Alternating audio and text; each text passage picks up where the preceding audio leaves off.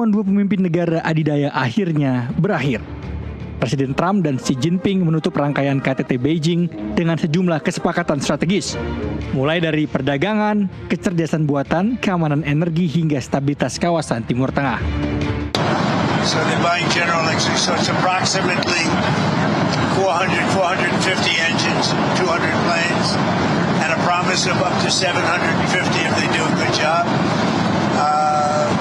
We had an amazing time. It was a very historic.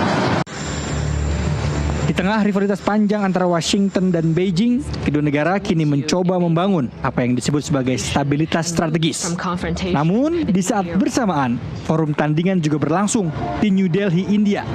Negara-negara BRICS menggelar pertemuan penting di tengah kemelut dan meningkatnya ketegangan di Iran dan kawasan. Iran bahkan menggunakan forum BRICS untuk mencari dukungan internasional terhadap tekanan Amerika Serikat dan Israel, seolah mempertontonkan munculnya poros baru yang ingin menantang dominasi Barat.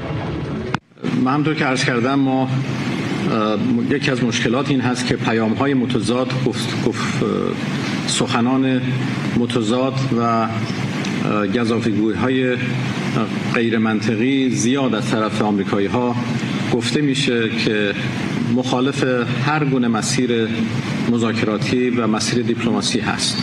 آنچه که گفته شد که آمریکا پیشنهاد ایران رو یا پاسخ ایران به پیشنهاد آمریکایی‌ها رو رد کرده مربوط به چند روز پیش هست که آقای ترامپ توییت زد و گفت که غیر قابل قبول هست و ولی بعد از اون ما مجدد پیام‌هایی رو از طرف آمریکایی‌ها گرفتیم که مایل به ادامه گفتگوها و ادامه تعامل.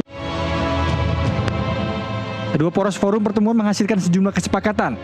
Namun, belum dapat dipastikan seberapa jauh dampaknya terhadap stabilitas dan tatanan dunia.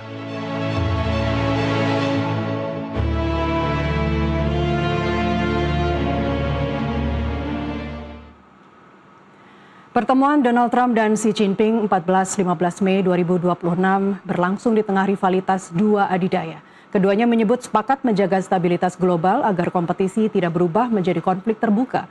Lalu bagaimana dengan nasib gencatan senjata antara Iran dan Amerika Serikat? Kita akan bahas bersama para narasumber hari ini, pemerhati politik luar negeri Pitan Daslani dan pengamat Timur Tengah Hasibullah Satrawi. Mas Hasib, Pak Pitan, terima kasih sudah bergabung di NTV Prime. Apa kabar? Baik, terima kasih. Baik, terima kasih. Saya ke Pak Pitan terlebih dahulu. Trump bilang kesepakatan perdagangan, dia bilang itu fantastis. Kemudian kalau Presiden Xi menyebut pertemuan atau kesepakatan membangun hubungan bilateral baru yang akan membawa hubungan stabilitas strategis yang sifatnya memperbaiki.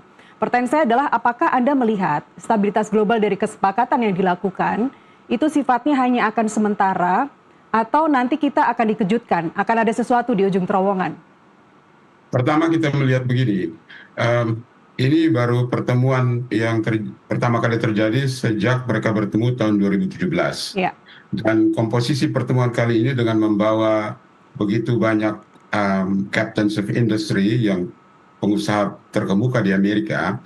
Jadi sebetulnya pertemuan ini lebih berfokus ke bilateral untuk kepentingan bilateral kedua negara. Nah, hasil daripada pertemuan ini seperti yang diumumkan oleh Presiden Donald Trump adalah Presiden Xi menyepakati untuk membeli 200 pesawat terbang itu dari 750 katanya sudah mau beli 200, Pak Pitan. Begini, 200 pesawat terbang itu adalah yang Boeing 737. Ya. Nah, Boeing 737 itu satu pesawatnya itu harganya sekitar 135 juta dolar.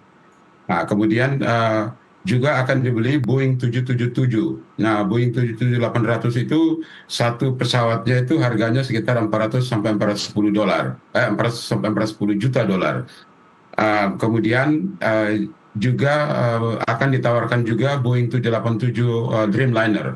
Jadi kalau saya kalkulasi secara kasar itu, transaksi yang diharapkan dari penjualan Boeing 737 itu sekitar 27 miliar dolar.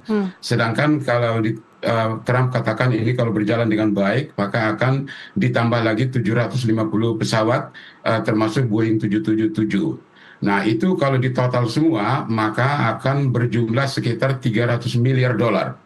itu sekitar hampir separuh daripada total ekspor Cina ke Amerika pada tahun lalu. Ya. Jadi saya kira ini kalau kita lihat dari angka-angka ekonomi itu, ini benar-benar sangat menjanjikan. Kalau direalisasikan, maka luar biasa hubungan ini. Nah, ini akan mempengaruhi hubungan Amerika dengan Taiwan.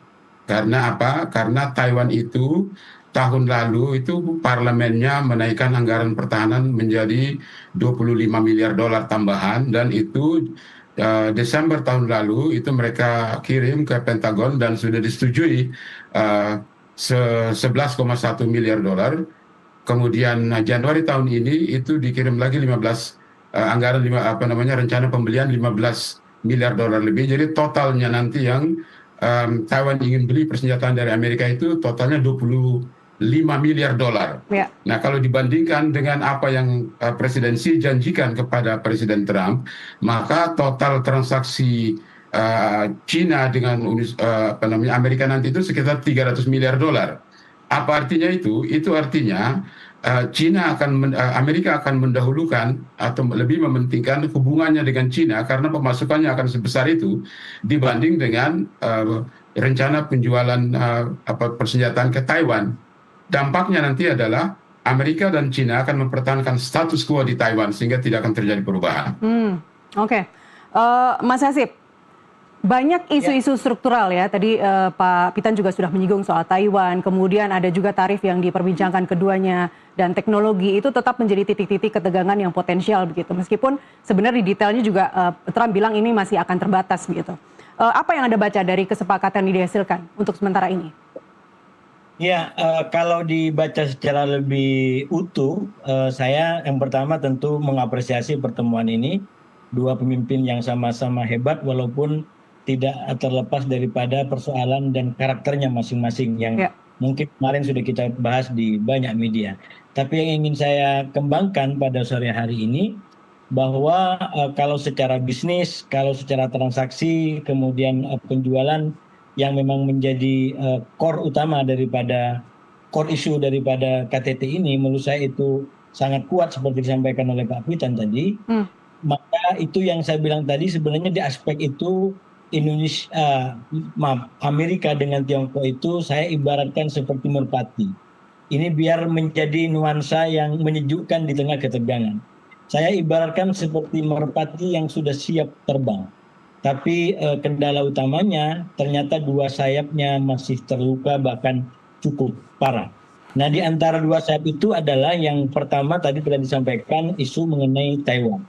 Yang kalau kita ikutin, terlepas daripada kesepakatan besar tadi secara ekonomi dan perdagangan, justru ketika menyangkut soal Taiwan menurut saya tidak mengalami progres. Bahkan mungkin bagi teman-teman di Taiwan, para elit di Taiwan ini justru mengkhawatirkan. Karena si Trump tidak cukup vokal untuk katakanlah membela Taiwan sebagaimana secara tradisional atau sebelumnya dilakukan oleh Amerika. Nah, justru Trump tidak terlalu banyak statement tentang Taiwan. Nah, sementara Tiongkok kita lihat begitu agresif tentang Taiwan. Bahkan itu menjadikan sebagai salah satu fundamen daripada hubungan mereka ke depan. Artinya kalau Amerika salah di dalam menyikapi Taiwan, bisa jadi itu juga mengancam 300 miliar dolar yang tadi disampaikan oleh Pak Pitan. Kalau seumpamanya, terutama kalau dari kacamata Tiongkok, karena Tiongkok menjadikan isu Taiwan sebagai hal yang paling pokok. Nah, agak arah terbaliknya saya lihat justru di isu Iran di Selat Hormuz.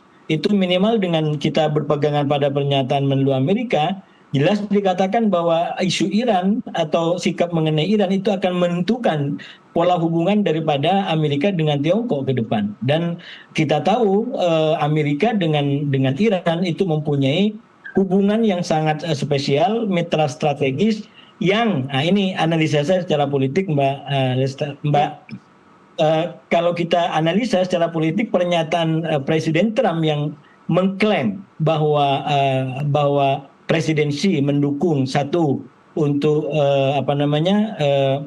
segera perang tidak dilanjutkan, lalu kemudian nuklir, Iran tidak mendapatkan senjata nuklir, dan yang kedua soal Hormuz segera dibuka. Saya membaca itu sebagai upaya daripada Presiden Trump untuk menarik kerangka kebijakan Tiongkok selama ini terkait dengan Iran kepada kerangkanya Amerika. Kenapa saya katakan begitu? Karena kerangka Amerika dalam melihat Hormuz, dalam melihat Iran adalah yang pertama isu nuklir. Jadi dia nggak mau yang lain gitu. Ya pokoknya nuklir diberikan komitmen baru kita masuk ke yang lain termasuk soal Hormuz gitu. Nah sebaliknya Iran justru berada pada kerangka yang berbeda. Bagi Iran yang paling penting utama adalah bukan nuklir, tapi normalisasi atau pembukaan blokade.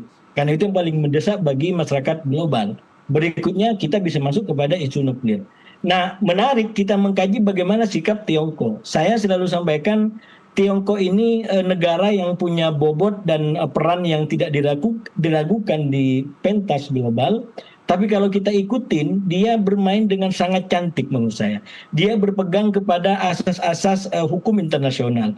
Dia berpegang kepada asas diplomasi. Dia berpegang kepada kesetaraan di antara bangsa-bangsa, menghormati perdamaian. Nah, sikap ini sekarang kebetulan kalau dibandingkan dengan Donald Trump, terutama di fase keduanya, itu menjadi kontras. Karena Trump sejak awal, gara-gara mungkin dia punya ambisi ingin menghadirkan kembali kehebatan Amerika, lalu dia terbawa dengan America First. Dan dimaknai America First itu seakan-akan tidak terlalu suka dengan persekutuan.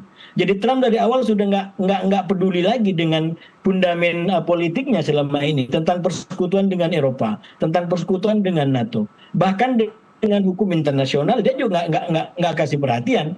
Terlalu banyak pernyataan yang sudah dia sampaikan bahwa dia bisa memilih hukum sendiri. Dia tidak perlu manapun.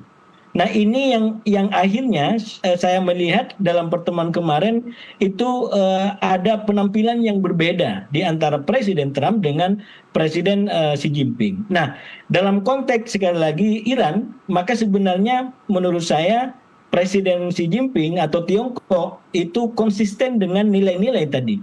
Dia tidak ingin melabrak asas-asas hukum internasional yang berlaku. Karena itu kalau dibandingkan dari klaim Presiden Trump bahwa Presiden Xi Jinping mendukung dua hal tadi, lalu kita bandingkan dengan pernyataan resmi misalkan Kementerian Luar Negeri Tiongkok itu jauh sekali. Kementerian Luar Negeri Tiongkok mengatakan bahwa kami mendukung agar perang ini segera dihentikan. Karena perang ini mestinya nggak terjadi dan nggak ada gunanya dilanjutkan. Itu. Jadi ini poin yang sangat-sangat penting mencerminkan sikap Tiongkok kepada Iran yang secara kerangka menurut saya lebih dekat kepada kerangkanya Iran. Bahkan terkait dengan Hormuz, dia tidak menggunakan istilah Hormuz, tapi yang digunakan adalah mendorong agar segera saluran atau jalur laut itu dinormalisir. Nah, kita tahu konteks sekarang adalah ada dua hambatan di Selat Hormuz, blokadenya Iran dengan blokadenya Amerika. Artinya apa? Kalau dua kutipan ini kemudian dipahami sebagai satu kesatuan, maka itu yang saya bilang sebenarnya sikap Tiongkok tidak berubah, tidak bergeser tentang Iran. Yaitu bahwa yang pertama sesuai dengan kepentingan politik luar negerinya yang ingin aman dan tidak terganggu apapun, dia ingin agar perang ini segera selesai. Kalau bahasanya Kemenlu Tiongkok tadi, perang ini mestinya nggak terjadi dan buat apa juga dilanjutkan, nggak ada gunanya. Gitu. Tapi di saat yang bersamaan, Mas Hasib, ada rencana operasi militer Amerika buat mengganti Epic Fury jadi Sledgehammer. Jadi apa yang Anda simpulkan dari situ? Ya, ini memang perkembangan terbaru ya. Saya terus terang di antara kabar baik yang saya catat dari KTT ini adalah ada kayak semacam kemungkinan perubahan skenario, Mbak. Kalau kita baca paling tidak dari hari Minggu atau tanggal 10 kemarin, di mana harapan diplomasi Iran dengan Amerika bagi saya sudah kandas sekandas-kandasnya karena Iran terus meningkatkan harganya. Dia bukan hanya 2 syarat kalau di perundingan pertama, sekarang dia minta 5 syarat untuk berunding. Bahkan kalau ancam mau diserang dia akan bikin itu uraniumnya sampai 90%. Jadi ini saya bilang secara diplomasi sudah nggak ketemu. Nah, sementara dari sisi Amerika kita lihat dia sudah mulai menggunakan ancaman-ancaman. Itu perkembangan terbaru sebelum KTT. Nah, kabar baiknya menurut saya setelah KTT ada pergeseran. Kalau sebelum KTT itu operasi militer kemungkinan yang pertama dan yang kedua baru diplomasi yang ketiga, justru setelah KTT ada potensi, sekali lagi potensi, bahwa yang akan menjadi yang pertama adalah diplomasi, baru kemudian pendekatan dua militer, yaitu di Hormuz dan serangan keras dan cepat terbatas yang disampaikan itu. Dan ini saya potensinya tidak lepas daripada komitmen daripada Tiongkok yang ingin mendorong, menciptakan apapun agar perang ini segera selesai. Dan menurut saya ini menjadi harapannya di waktu yang terbatas ini. Mestinya Tiongkok segera masuk sebagai mediator bersama dengan Pakistan. Bahkan kalau perlu saya usulkan 4-5 negara, termasuk Turki, termasuk Oman, termasuk Indonesia. Banyak orang bertanya kenapa mengusulkan Indonesia. Saya sampaikan sekarang yang terkait dengan konflik ini semua sebenarnya pernah ketemu dan ngobrol enak dengan presiden. Dan kalau kita ngomong Indonesia bukan hanya presiden, yang nanti bisa berperan bagaimana bisa bareng-bareng mendekatkan kedua belah pihak ini kepada titik komprominya. Kita banyak kenal orang yang menjadi teman bagi Presiden Trump di sini. Kita juga banyak punya ahli bagaimana terlibat di dalam proses-proses rekonsiliasi dan resolusi konflik. Dan itu menurut saya akan sangat berguna di dalam menghadapi konflik di antara Amerika, Israel, dan Iran yang banyak hal itu juga terkait dengan kebudayaan. Itu mungkin kalau waktunya cukup, itu bisa kita elaborasi secara kebudayaan. Misalkan soal sedikit aja, soal bagaimana Trump salah kalkulasi bahwa ini akan menjadi perang cepat dan selesai, itu bagi saya kamus yang bisa memperbaiki itu, mengkoreksi itu adalah kebudayaan. Bahwa budaya di Iran berbeda dengan budaya di Venezuela. Bahwa budaya di Iran berbeda dengan budaya atau kondisi di Gaza kalau bagi Netanyahu. Jadi jangan coba-coba mencoba ingin mengcopy paste pengalaman baik dalam tanda kutip bagi Amerika di Venezuela, atau pengalaman baik bagi Netanyahu di Gaza mau di copy paste di Iran. Itu bahasa Arabnya adalah kias ma'al farik. Itu analogi yang tidak ketemu. Dan hasil sekarang Trump betul-betul mendapatkan hasil buruk dan belum ketemu jalan keluar sampai sekarang. Baik. Mas Hasib, Anda ada agenda setelah ini, jadi saya relakan Anda untuk berpisah sampai di sini. Pak Pitan, kita lanjut di segmen berikutnya ya. Terima kasih Mas Hasib. Pemirsa tetap bersama kami. Kami masih akan kembali usai jeda azan maghrib. Tetaplah bersama kami.